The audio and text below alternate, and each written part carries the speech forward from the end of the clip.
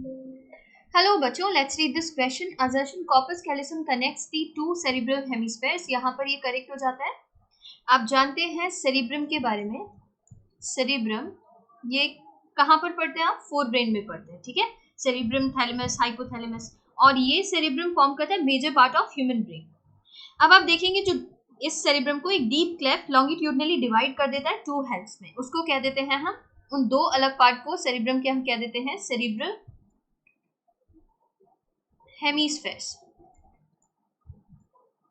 ठीक है, ये जो हेमिस्फेयर्स हैं ये कनेक्टेड रहते हैं by track of nerve fibres. Track of nerve fibres, और इन्हें कह देते हैं आप कॉर्पस कैलोसम. Corpus callosum. ठीक है, तो ये बिल्कुल करेक्ट दिया है. कॉर्पस कैलोसम कनेक्ट कर रहा है टू सेरिब्रल हेमिस्फेयर को, ये करेक्ट है.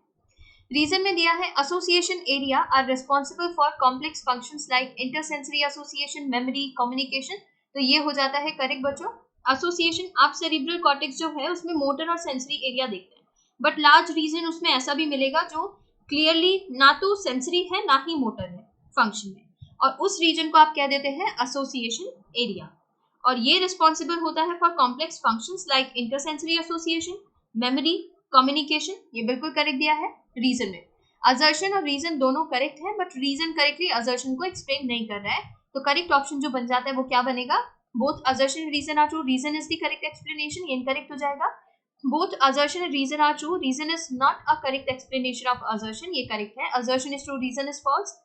Assertion is false, reason is true. Correct option जो बन रहा है वो है ऑप्शन 2. इसके regarding information NCERT page number 236 पर गिवन है. Thank you.